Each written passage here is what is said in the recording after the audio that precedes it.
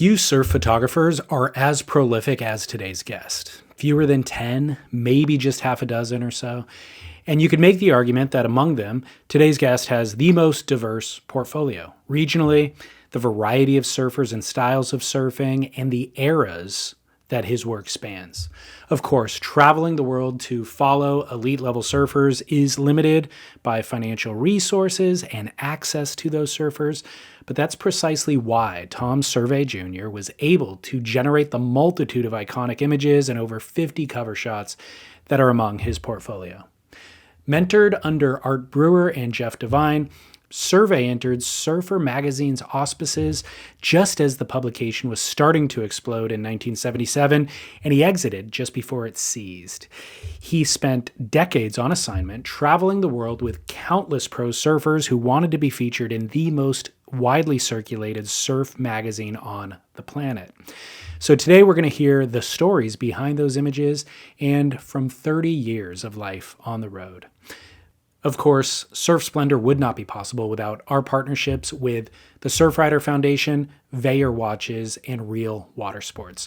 Go to surfrider.org because the ocean needs more friends, VAERWatches.com/surfsplendor to save 15% on an ocean-ready, American-assembled timepiece, and of course, Real Water Sports, which is currently doing their Back to Shred sale.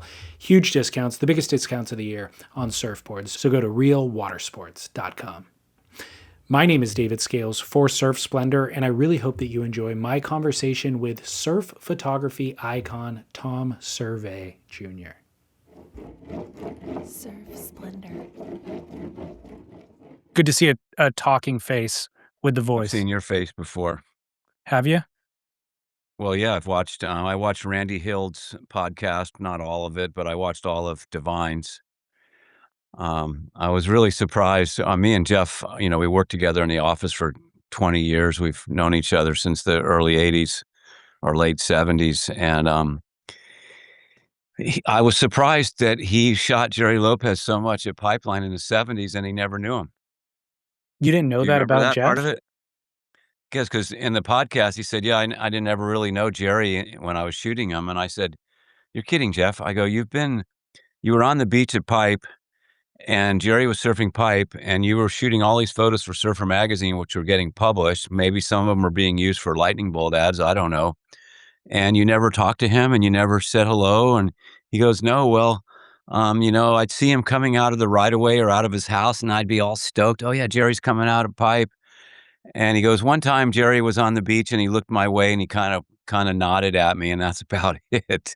They know each other now, but back then, during the height of that, collaboration he's not the only photographer that was shooting down there, but I mentioned that to somebody last night, I forget who, and they just said, oh, well, that's typical Jerry, I think it's typical Jeff too. Like Jeff's kind of shy and totally okay operating kind of outside of the limelight. Yeah, same here. You know what?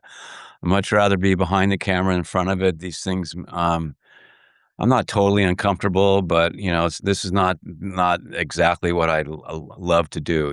I love my photography and I love all the photos that I've gotten, and I'm proud of that. But I prefer to be behind the camera, as probably most photographers are. I mean, not all of them. I guess the guys that are good at marketing themselves like being in front of it. But I didn't do this because I wanted to become a celebrity or something. Yeah.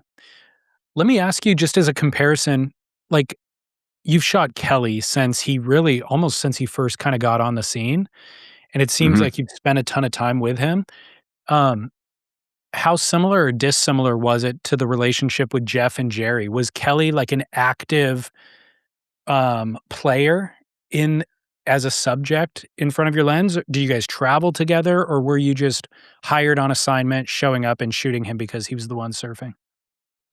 My first meeting with Kelly was at a breakfast spot in Huntington Beach, and Corky Carroll. I was working at Surfer, and Corky Carroll was the advertising manager, and he has a relationship with SUNDEK for years, and so he goes, "Hey, let's. Can you come with me down to to Huntington, and want to get a couple photos of Kelly, and he was like, I don't know, I think he was 12 or 13 years old or something, and I got some photos of him and his brother Sean. We were having breakfast, eating pancakes, and that's the first time I met him. And I don't think I had much interaction with him and I didn't really interact with him too much. There was a Cabo San Lucas surf contest that Herbie Fletcher put on. Yeah. And that's kind of when me and Rob Gilly were both there shooting. And that's when I first got my really, first photos of Kelly besides the breakfast. And we shot some photos under the pier, of Sean and Kelly together. But and then I was going to Tavarua one time and my landline rang. Back then. We didn't have cell phones. And I was like, oh, because Kelly was already one of these guys at a young age where you're like kind of starstruck. I was like, oh my gosh, Kelly Slater's calling me on my phone, and he asked me if he could come to Tavarua. And it was like me and Brock Little and Todd Chesser, Todd Mitsui, Barton Lynch came with us. It might have been those four plus Kelly. And so that was the beginning. And it seemed like most of my well, not only, but we went to Tavarua a lot together, and we'd meet there, so we didn't really travel. Sometimes we were on the same flight, and we spent. I have spent a lot of time with Kelly. We played poker together on the North Shore, and we golfed together a lot. We have a lot of mutual friends. I sometimes feel like I know his friends better than I know him. He's a little bit guarded, I would say, which is understandable, Yeah. considering how many people come at him all the time. And I consider him a friend. I don't call him all the time, but I know how to get a hold of him if I have to. And those kind of guys, you don't like to reach out too much because they're so busy and people are reaching out to him all the time. There's other surfers like that. Kai Lenny, I have a close relationship with, but I don't talk to him all the time. I got an email from him recently, but and since I haven't been that active in shooting the last say since about 2018, I haven't been shooting that much. I try to go to Hawaii in the winters, but I missed a couple winters during COVID, and then I missed one last year because I broke a bone in my foot, and so I was kind of out of action. So since '81, I've spent I've spent some time with Kelly in Australia, but a lot of times it's just showing up where he is and shooting with him. Tavarua was different. We'd stay in the same house on the Hmm. island, one of the owners' houses, um, so yeah, I don't know. Is that enough of a description? Who's a better golfer between you and Kelly? There's no, there's not too many surfers or people that I know that golf better than Kelly. He's like close to a scratch handicapper. I'm like, I hit some good shots, but I'm a bogey golfer. I think my best round was like an 82 one time, which was just like, what's going on here? I'm dreaming. Yeah, yeah. So I'm not a great golfer, but I played golf my whole life, and Kelly picked it up, and within a year, he's like, a low hand, he's shooting really good golf, and so he's fun to be around, and he. One thing I've noticed is that I feel like when he does these speeches at like an ASP banquet or surfer pole, I feel like you get to know him better through those speeches than, because he's like, I think he's a little bit, like I said, guarded, and he's not always, that, outgoing and Yeah. talkative. Yeah. Can you see my visuals good? I can see you fine, yes. Can you Um, see me okay? I can, yeah, Yeah, oh yeah, yeah, yeah. I can see the cover, yeah. There. Do you remember that trip with Kelly? Oh yeah.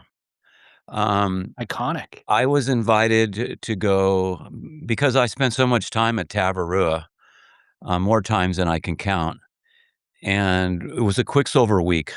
And so there was Matt Hoy and Lisa Anderson and Kelly, and Bruce Raymond was there, and there was some other Quicksilver people there. I can't remember who. And Rob Rowland Smith, the trainer for Quicksilver years ago, he trained a lot of the team members, and he used to It's funny, he used to call Kelly the Phantom because no one would ever see Kelly training. And Rob was like, he's probably running stairs in the hotel at midnight when no one else is watching and doesn't know he's training, you know? Totally. And but when he would train with the Quicksilver team, he's obviously very fit, you know? Yeah. And that trip, the surf was flat the whole week, and it was the first time I had met Rob Roland Smith, who's become a very good friend. He lives in Sydney, Australia. He's close friends with Tom Carroll, and he was part of the Quicksilver, you know, staff for a long time. And Jeff Hornbaker was there also for Quicksilver, and I was there for Surfer basically. So we just Rob got us on a training program every day, and me and Rob would tattle longboards over to Namotu in the afternoon, and then we'd be doing crunches and push-ups on the beach, and then we'd paddle back, and then finally um, at the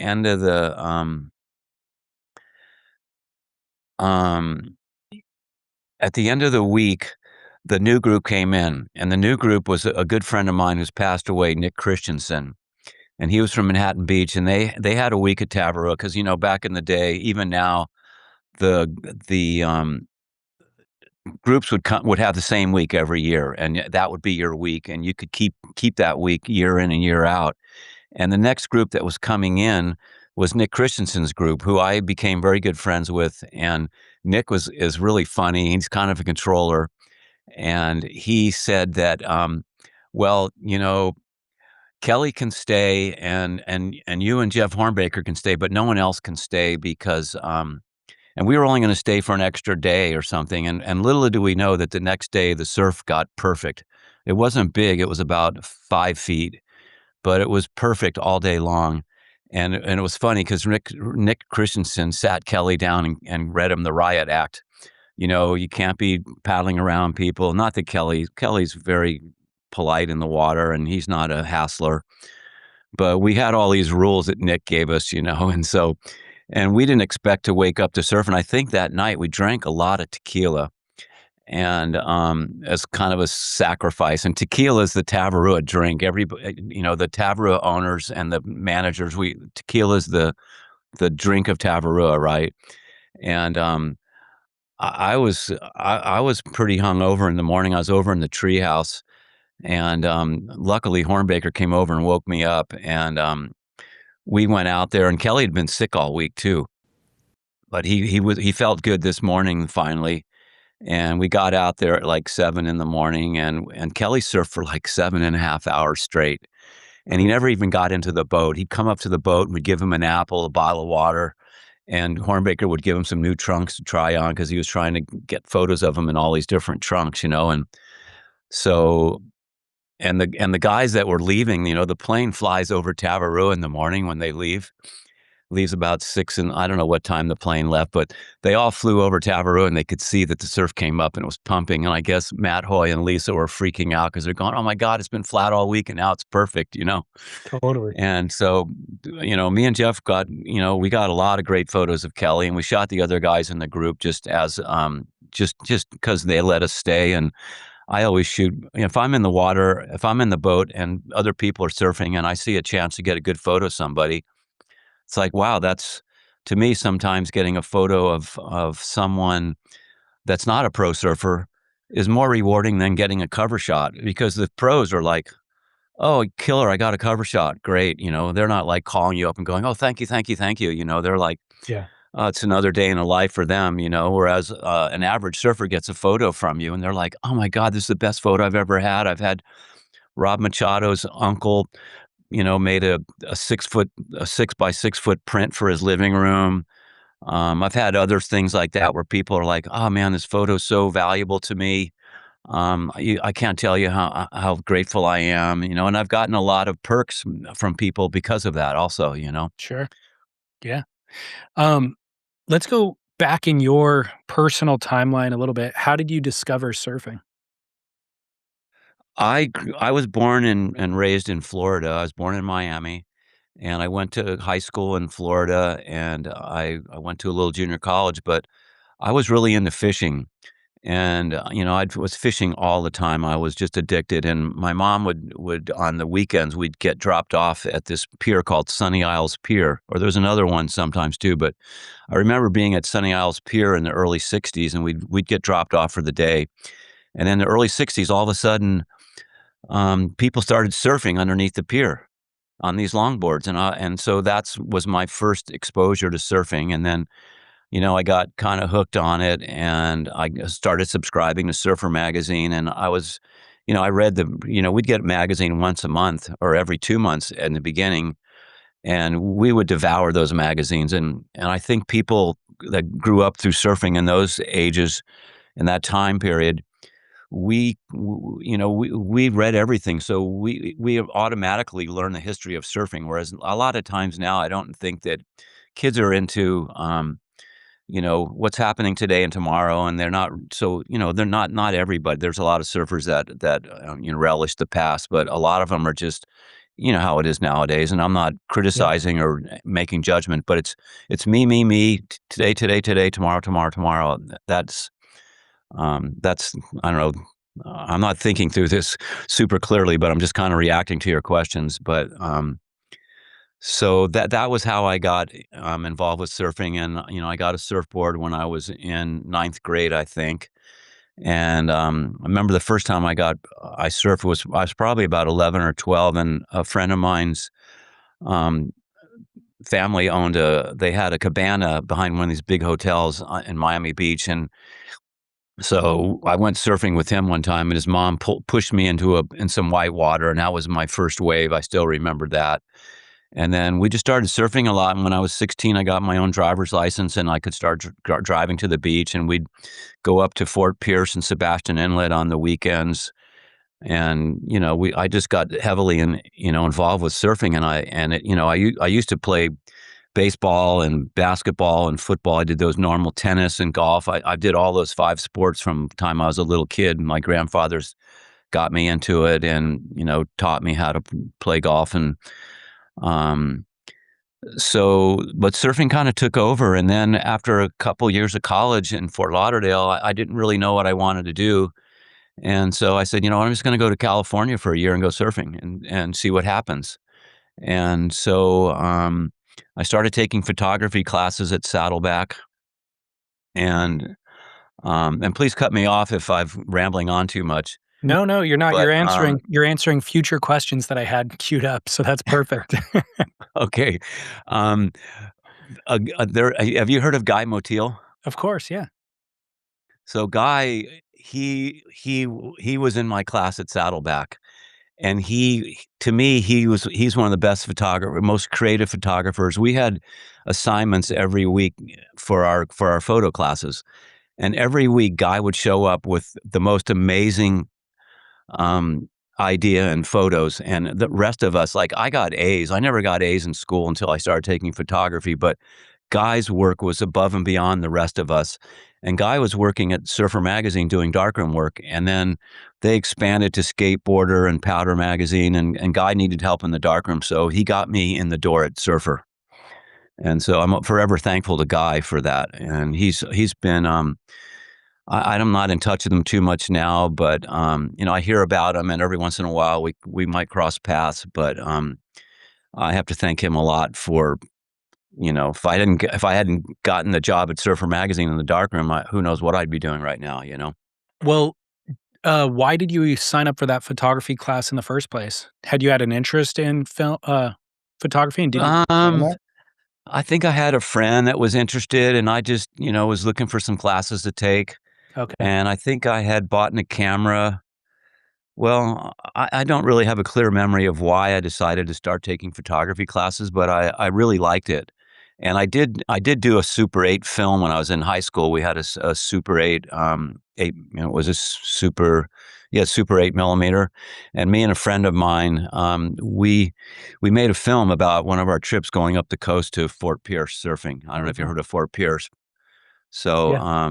and that was one of our assignments. But it didn't really, it didn't like make me want to start being a photographer or anything. It wasn't until I got to California that I started taking photography classes. And my mom always told me that, you're going to work your whole life. So, you probably best to find something that you like doing so that, work isn't drudgery, Yeah. and so, I never made a lot of money doing what I did, but I certainly did enjoy it. I can't say that I mean, I've had a wonderful life being a surf photographer, and everything just kind of happened to fall into place for me being a surfer.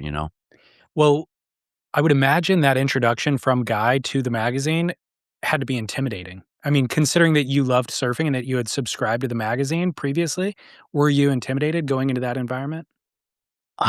Maybe a little bit, I think more than intimidated, I don't know what the word is for it, flabbergasted. Like, Guy brought me into the darkroom, but that was that was that was kind of the extent of it. Art Brewer, Okay. he was the photo editor at the time, and so he tutored me on how to make black and white prints. And he'd come into the darkroom and go, "Nope, that's not very good. Start over again." And after a while, I was like starting to doubt myself as to whether I could actually, be good enough to make prints for Surfer magazine. But finally, I guess I turned the corner and I was making good black and white prints. We had to develop black and white film, and Art. I remember Art came into the darkroom one day and he goes, "Okay, we decided you got the job, Tom. We like you, and you're doing a good job making the prints, so you're hired." So, and Art was a very dear friend. Um, Intimidated is an interesting thing that you bring up because I was looking at some of those. I forget what the name of that podcast that I told you about that I was on, the Temple of something. It was a Temple of Tem Dooms or something? Temple of Surf. Temple of Surf. And there was something in there where I remember from I was looking at a couple of their Instagram posts, and he said that I said that well, it's like going to Hollywood to try to be an actor, and all of a sudden having like Robert De Niro and Marlon Brando be your friends and your teachers, and all of a sudden, Jeff Devine and Art Brewer were my mentors. And I'm like, wow, how lucky was I? And they became great friends. Me and Art did trips together. Jeff and I did trips together. I still talk to Jeff once or twice a week. We were in the office together for like 20 years or so. Oh, yeah. Do you remember the first image that you had published or that you sold? Um, the first image that I sold, when I was going to Saddleback, I was also an instructional aide in the photo department. And I surf trestles every day. That's the reason why I moved to San Clemente, and it was trestles. I had some friends that actually were the reason why I moved to San Clemente. Bill Stewart from Stewart Surfboards, him and his brother and a couple of my other friends, we all belonged to a surf club in Florida and it's in Hollywood. It was called South Florida Surf Club, and we'd have meetings every week and stuff like that. And so I went to San Clemente because they said, "Hey, and the Trestles is there," and Trestles was empty. A crowded day was 20 people at Lowers on the very best day of the year. And getting back to my first photo, so we were getting surfboards from Rick James. And so Rick James asked me to put an ad together, and I had to paste it all together, real like prehistoric type art direction. I made a print and put it on the page, and it was called The Fastest Guns in the West, and that was my first photo that was sold or published. I forget where it was run. It might have been run in Surfer. I'm not sure. But the other two photos that I remember being my first photos, I had a lineup photo from Trestles, and it was kind of a long horizontal half page across the bottom half of the page, and on the top of the page was another black and white horizontal by Art Brewer. And I was like, "Oh my god, I've got my first photos published, and it's on the same page as Art's photos on." It sounds all Unbelievable. stupid and petty, but at the No, time that it meant a lot. And do then you the other thing is back then, you just didn't I mean, I didn't get hired at Surfer Magazine until I was, like, 24 years old, and, I think that was the age, and then, I didn't get to go to Hawaii right away. I had to you had to earn you didn't go to the top of the ladder right away and so it took a while, and then when I first went to Hawaii, I wasn't really that great a photographer. I still don't think of myself as a great photographer. I just got lucky and I worked hard. But and obviously I had Jeff and Art's, help. But my first photo from the North Shore was a picture of a old dilapidated car wreck on the side of the Oh, road. really? That's like, oh wow, I got my first photo from the North Shore is like a little small black and white photo of an abandoned car on the side of the road. Yeah. Do you remember the one that ran on the same page as Brewer? Do you remember, what you got paid for that? I don't remember, no. Not much, I'm sure. I mean, well, it's all relative now too because, I was thinking about what I used to make and what people make nowadays. Not that surf photographers make much money, but, I don't think surf photographers make much more than we used to. It depends, it all depends. A lot of guys are It seems like most photographers now, surf photography, very few of them, that's not their full-time job, unless you're like Eric Knudsen working for John, or maybe there's a guy named James Tull that works for Salty Crew, but sometimes they have other jobs within that job besides just shooting photos. They might be doing marketing or running the social media or things like that. Totally. Um, how did you go from darkroom to full-time staff photographer? It was a long process, and I started really questioning myself because I was in the darkroom for a long time. But um, you know, art always taught me that a photographer should be super well rounded. And I assisted Art, and he did a lot of commercial work, and we shared a studio together. And like, I was still working in the darkroom, but I had a contract with OP Swimwear for a couple years, and I was shooting like 50 ads a year for OP Sunwear. They were kind of corny, guy getting out of a limousine, or chicks in a studio with surfboards around them. They're actually kind of so corny. They're kind of cool now, I guess you could say. But so I learned how to do studio work, and I did a lot of side jobs. I never turned down a job. Every $25 photo was added up. Yeah. And so I was in the darkroom for a really long time, and at one point, Rob Gilly came into Surfer Magazine as a to handle photo sales in the photo department because Jeff was busy with stuff, and Surfer Magazine sold a lot of ad photos. The guys like Danny Kwok and other surf industry people would come in and look for photos for their next ads. And so every time an issue came out, we'd go through the magazine and earmark all the photos that we sold, and then we'd have to bill for them, and then we'd have to pay the photographers. So eventually, the magazine quit using black and white photos, and I transcended into Rob Gilly's job. And I think I was doing both for a while, darkroom work and photo sales. And when Jeff wasn't around, I worked with Steve Pesman. We would, like, if an article had to be, like, there was a North Shore story we did one time, and Jeff was out of town, and Steve Pesman is a dear friend, and he was very encouraging. And we if Jeff wasn't there, then I would go into the photo department, and me and Steve would go through all the photos. Like, this one story was all Craig Feynman's photos, and we went through and edited down the photos and laid them all out. And then we started, oh, this would be a good opener, this would be a good small photo. And so I got to do more than just be a photo editor. Plus, we had weekly meetings all the time, and we'd come up with ideas, and so the staff had editorial meetings every week. And then every year before Hawaii, we would have a few of them based just on Hawaii. And Art was really, him and Jeff Hornbaker, to me, are two of the best surf photographers ever. Jeff was a big influence and a great friend to me, and he just him and Art, to me, they were the best all around. Did water photography. Art made water housings all the time. He taught me how to make my first water housings. When I started in the late '70s at Surfer, we didn't really know about buying a water housing. I mean, there was, I think, Nikon or Ikelite or something made some, like, housings for underwater photographers that did fish photos and stuff. But we basically made our own water housings for quite a few years, and Art helped me make mine. I'd go over to his house, and he had a garage with all the tools, and so that's another facet. Art was really, he lived and breathed photography. Were they molded out of fiberglass? The first ones we made, well, the very first one, and I still have the booklet. There was a guy named Mart Togweiler who lived in Long Beach, and I went up there, and he had a little book on how to make water housings.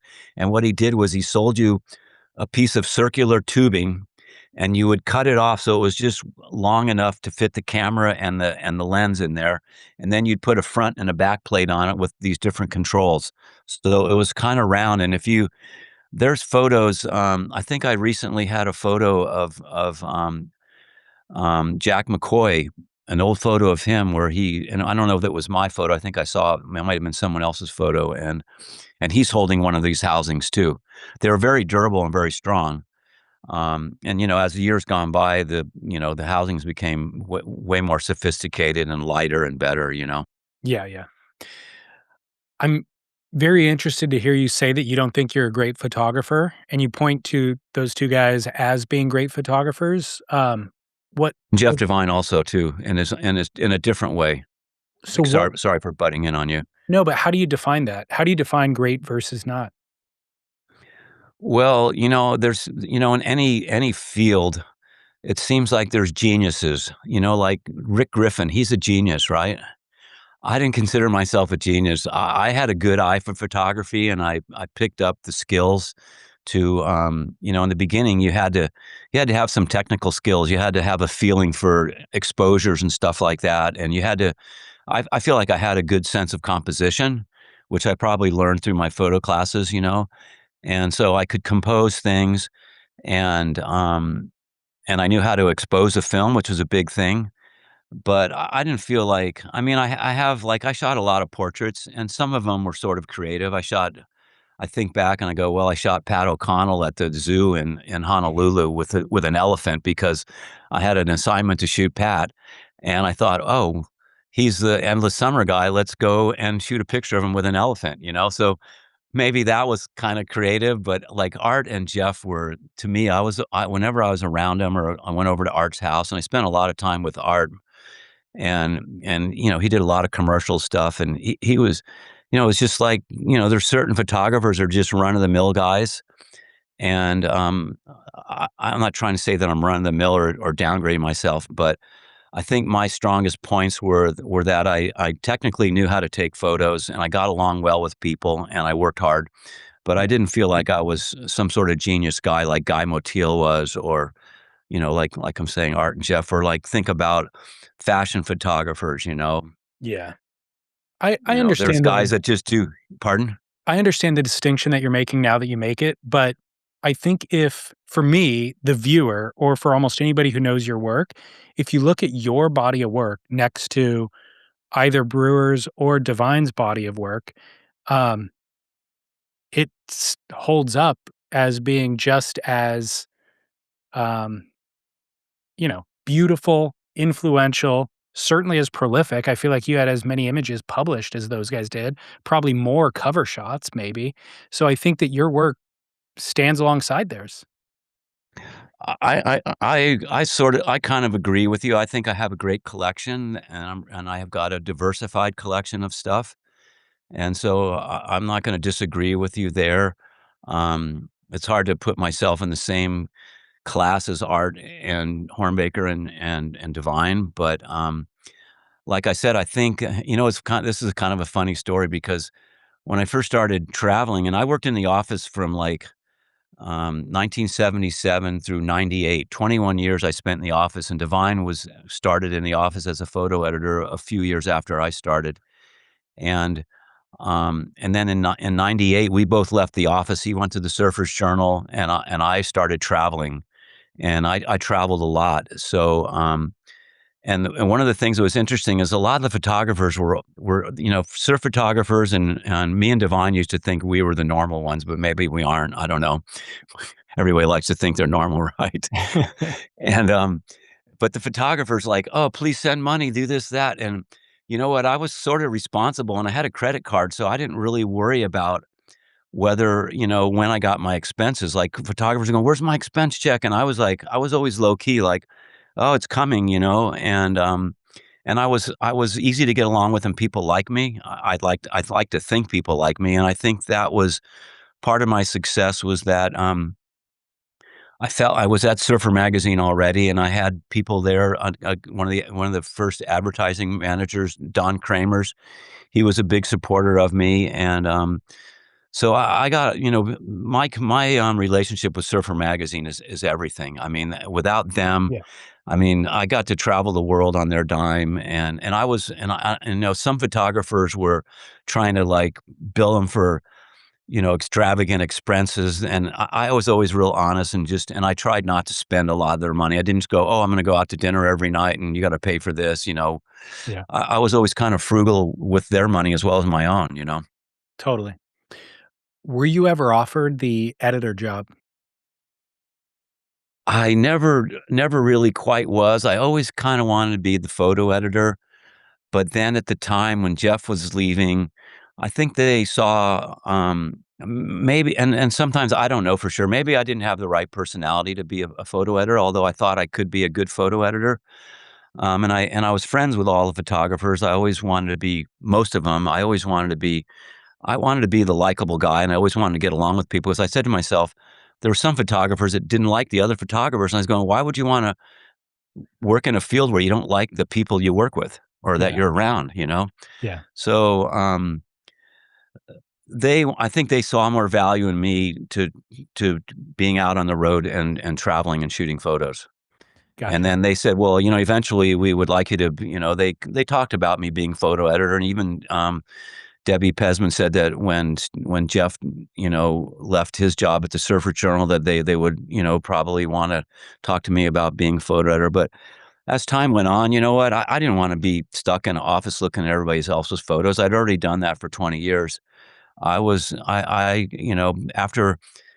having a studio with art and doing all that stuff, all of a sudden in '98, I started traveling. Like for 5 years, I was traveling like 9 months of the year. I was actually getting Wow. burned out. And and I started traveling a little less after that. But after you're out, and all I was doing was shooting surfing Yeah. and lifestyle and travel photos, and like so, I got completely spoiled and jaded. Why would I want to go do anything else? Totally. What I was were going to Fiji 2 or 3 times a year. I was going to Australia. Funny thing is, one of my friends said, "Oh, you're going on another," one of the guys I work with, "Oh, you're going on another trip of a lifetime." It was right? like every other week we're going, "Oh, another trip of a lifetime." What were some of the highlights of those years? Definitely all the trips I did to Tavarua were highlights. Going to Hawaii every winter was a highlight. Gosh, they were all highlights. I went to South Africa 3 times around 2000, 3 years in a row. We spent 3 weeks in J Bay, and then we went to Durban for a week because there was a contest in Durban, and then I love going to Indonesia. Those are highlights. My first trip to Bali, I went with Marty Hoffman from the Hoffman fabric family. Yeah. Marty and they have they got a lot. They sourced a lot of their fabrics and stuff from Bali, and so it was me and Marty and Christian Fletcher. And it was funny. I don't know how much you want me to deviate, but Herbie and Deviate. Dibby Go called me for it. over. Go deep. Herbie and Dibby called me over to their office and said, because Herbie had gone to Bali a lot too, and he got in a really bad motorcycle accident that really affected his health, and he probably almost died from that. And Dibby and Herbie go, okay, and Christian was only about 16 years old, right? And they go, hey, one thing we want to tell you is when you get to Bali, don't rent motorcycles. Just get a car. We don't want you guys on motorcycles. We don't want Christian on a motorcycle. So we get to Bali, and the first thing Marty and Christian do is they take us to the motorcycle rental place. We get motorcycles right away. But that was in like '89, and it was really, that was a highlight because to me, like I grew up looking at National Geographic, and like going to Bali was like opening up the magazine and falling into it. Totally. Because Bali was pretty magical back then. It wasn't all built up and crowded the way I hear it is now. Yeah, but surfing had already been pretty well pioneered and all the no you knew where to go basically, right? Yeah, we knew where to go. We went to Uluwatu every day, and we would we had a guy. The second time I went, we had this Balinese guy, really great guy, and he would carry part of my camera equipment, and we walked through all these fields and through cow pastures and stuff. And at the time, you couldn't drive to Padang Padang. Everybody knew about it, but you had to go to Uluwatu and then walk along the cliffs and then go down to and then walk down the cliffs to the beach to get to Padang. There was no road into Padang Padang, and there was no what's the other spot on the other side of the island? Karamas. Oh yeah, Karamas. Yeah. No one knew about that spot. That wasn't, we knew about Nusa Dawada, the Nusa Dawada side. There's that famous right behind the hotel there. It's called Sanur. We knew about that, but that's an off-season wave that happens in the opposite season. But pretty much it was just Uluwatu, and we didn't really go to Bingham's or any of the other places. We just always went to Uluwatu. It wasn't that crowded, and that was the best wave. Yeah. During that time where you're traveling on assignment, were you surfing much? Um, I always traveled with a surfboard, and I did get to surf a lot, especially in Tavarua. And I spent a lot of time in Australia, surfed in Australia. I surfed super tubes once or twice, but the pros were there. I'd go down to the next point. It's called the Point, and it was probably a little easier, friendlier wave like Trestles is. People look at super tubes, and it's kind of a heavy wave. Yeah. It's not like it's not like lowers. It's got a lot more juice, and it gets barrel sections, and they can be intimidating, and then getting in and out of the water is tricky too. Yeah, totally. But yeah, I did get to surf a lot, and in Fiji, I'm also, I never lost my lust for fishing, and I did a lot of fishing in Tavarua too. If the surf wasn't good and I wasn't shooting photos, then I was getting in a boat and going fishing. Gotcha. Do you feel that spending 9 months on the road, did you sacrifice any home life for that chasing that career? Not, not really. Um, I don't want to get into my personal relationships too much, but before before I was doing that, I left the office. Um, I had a steady girlfriend at home, and so I didn't really, I wasn't traveling that much. I was going to Hawaii in the winter, and I was going to, maybe once a year or so. I was going to Tavarua. I didn't really ever travel too much until after I left the office, and I'd already been starting to go to Tavarua before I left the office. That was the main place I used to go.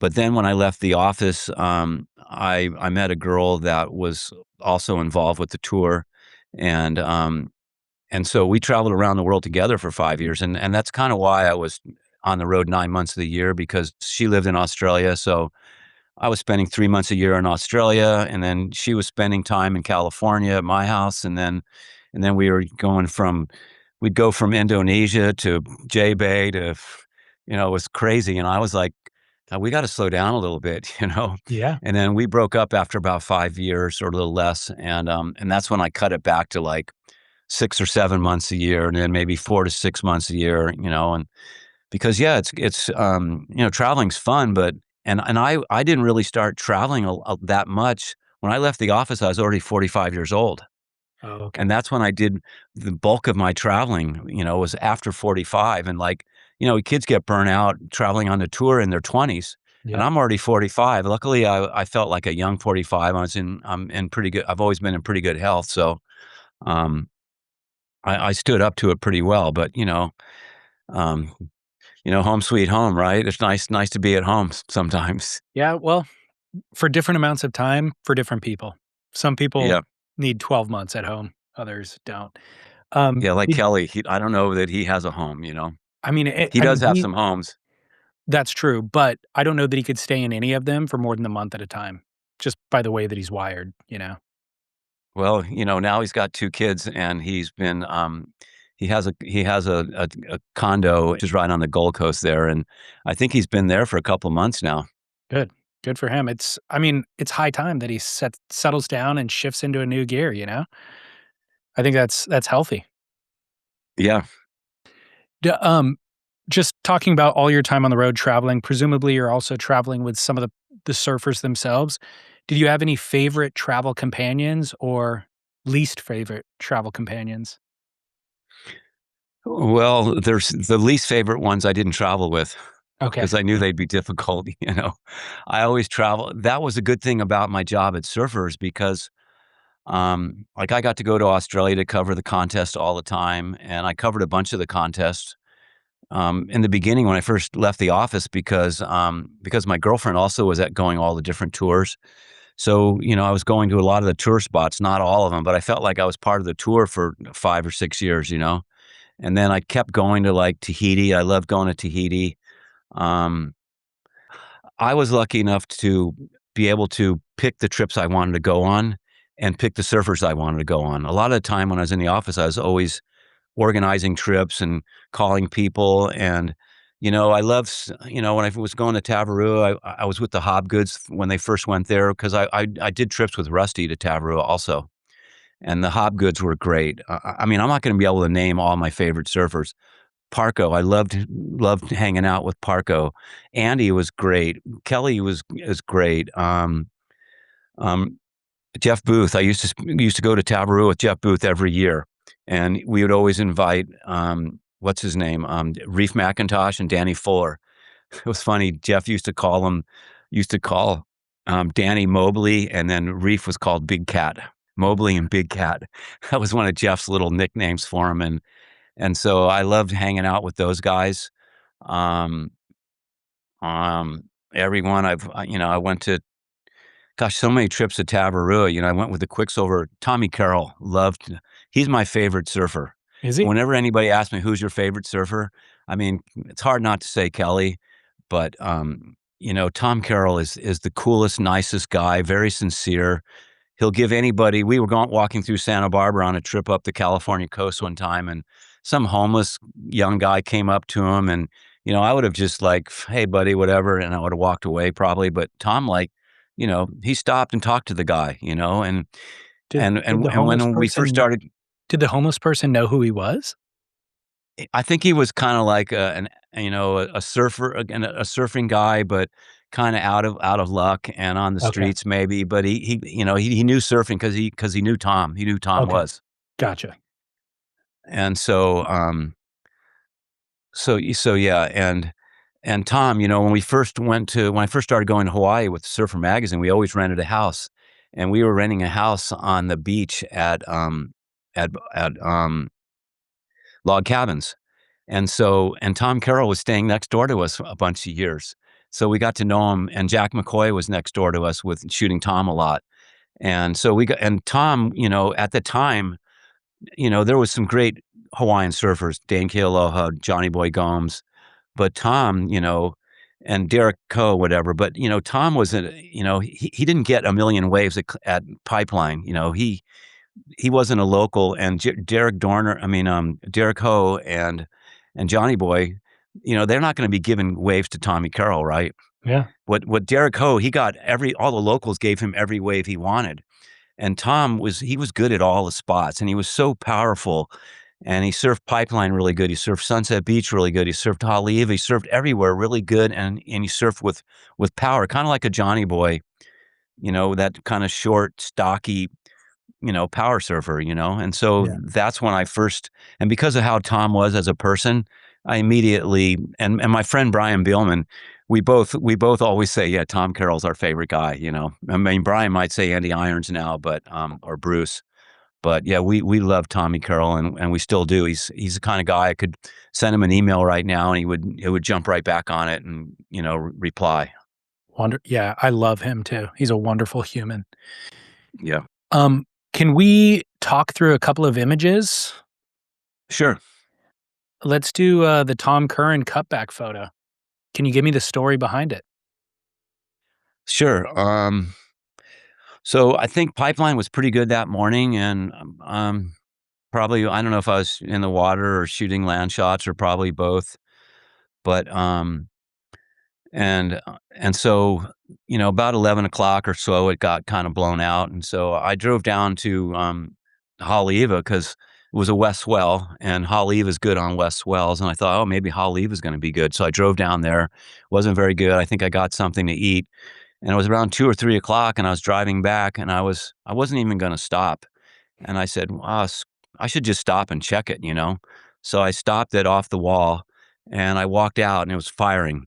So went down on the beach and started shooting, and there wasn't hardly anybody down there. I think Sonny Miller was shooting, and maybe somebody was shooting for Taylor Steele, or maybe Taylor was down there shooting, because Taylor has a video clip of that wave, which is kind of unusual because when you look at my sequence, if you've ever seen the whole sequence, it looks like kind of a long ride, but it actually happens pretty quickly. And Hornbaker was way down the beach, so I saw his version of the photo. It's more sideways. And so it was pure luck. You know, I just happened to pull up, and Tommy Curren, he's not like Kelly. He was always, it almost seems like he was trying to avoid the cameras. And so I got that photo, and I remember when I got the film back, we were staying over at Backyards, and Art and Jeff were both there when I opened up the box of photos, and I went, "Oh wow, look at this one, you guys!" And they both were kind of like, "Wow," you know.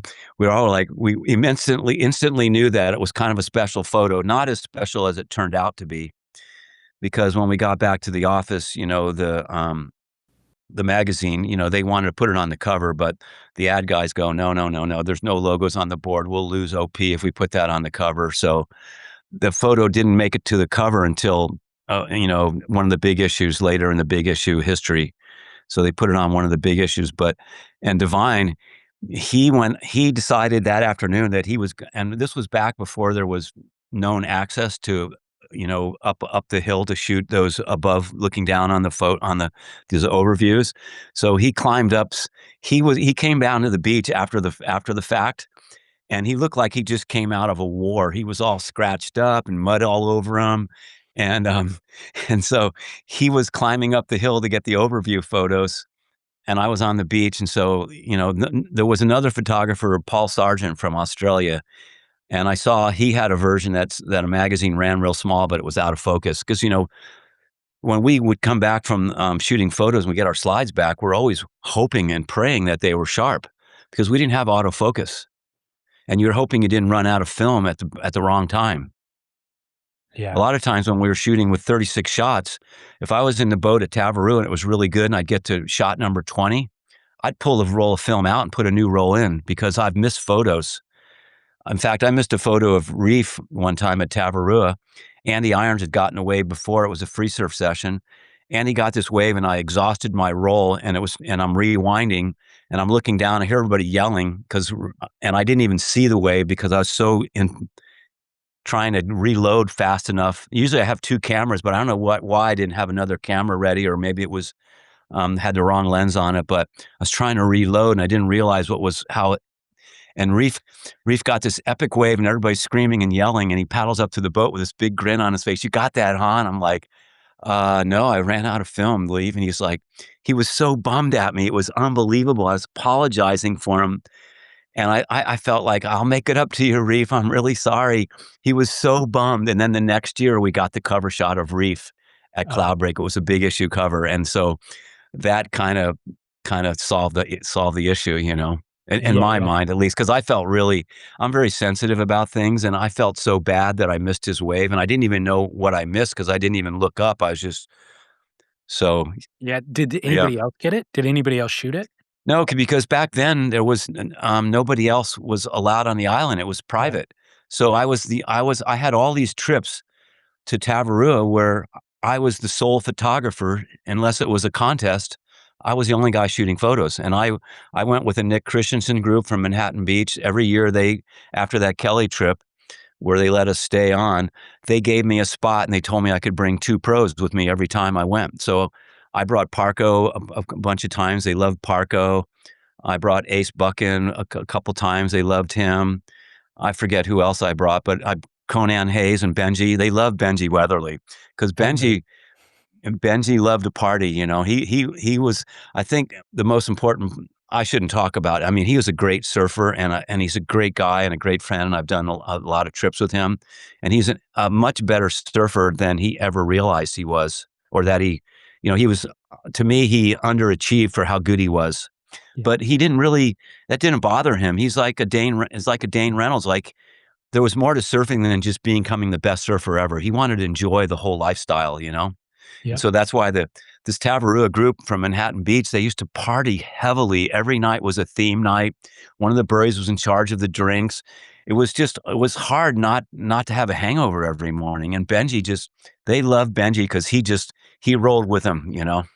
Yeah, he's incredible. Back to the Tom photo, you said when you pulled the slide out, you all kind of knew it was special, but not as special as it would become. What happened in that chasm, or why do you think it so resonated with people? I think, first of all, it's Tom Curren, and the cutback was such a beautiful cutback. And a lot of times photos that become iconic, it's harder for photos to become iconic nowadays, but back then it's because it was on the cover, and there was one magazine a month, and so people would look at that magazine for a whole month, and that would make people remember photos. And I guess there's more to it than just that with this photo, because it just struck a nerve with everybody. People today, I mean, Taylor Knox says it's his favorite. That's how he wanted surfing to be. He wanted that cutback inspired a lot of people. Artists have used it for artwork.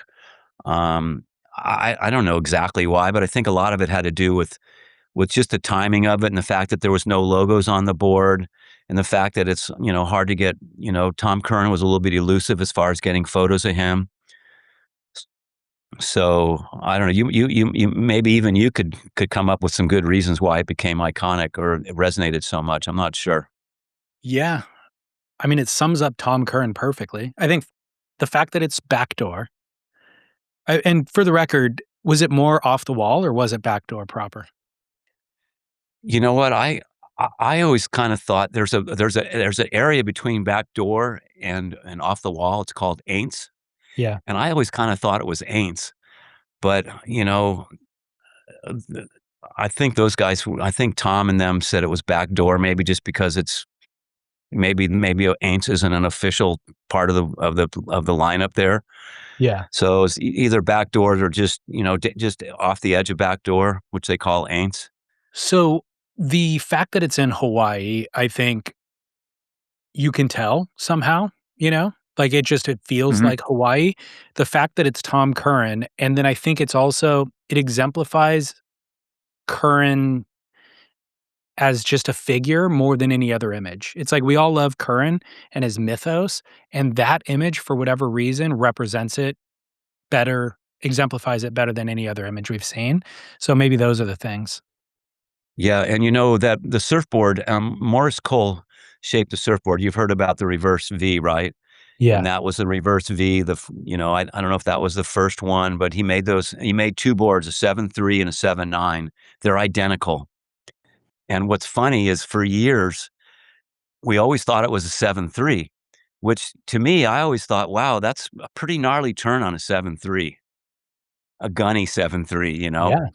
And then, all of a sudden, they've, between, Morris and Tom's kind of backed him up on it, because I think there was a ding on the bottom that they said that reminded Tom that it wasn't the 7. Now they're saying that it was a 7.9, and Nick Carroll did research, and they all have come up to the conclusion that it was the 7.9, which I find even harder to believe he did a turn like that on a 7.9.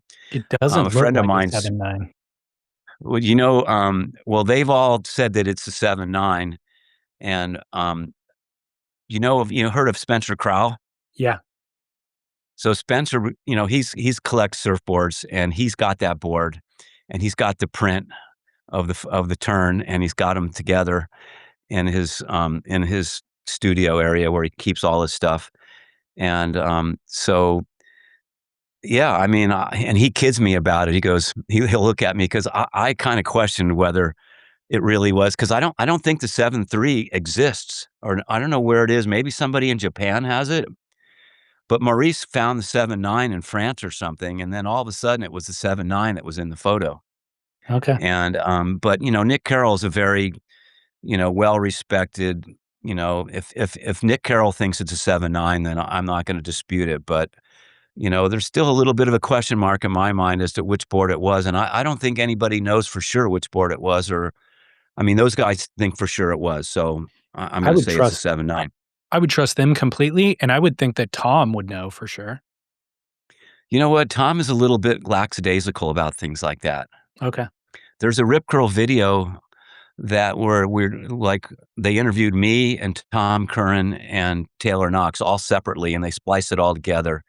And Tom's talking about the board and saying it's the 7.3.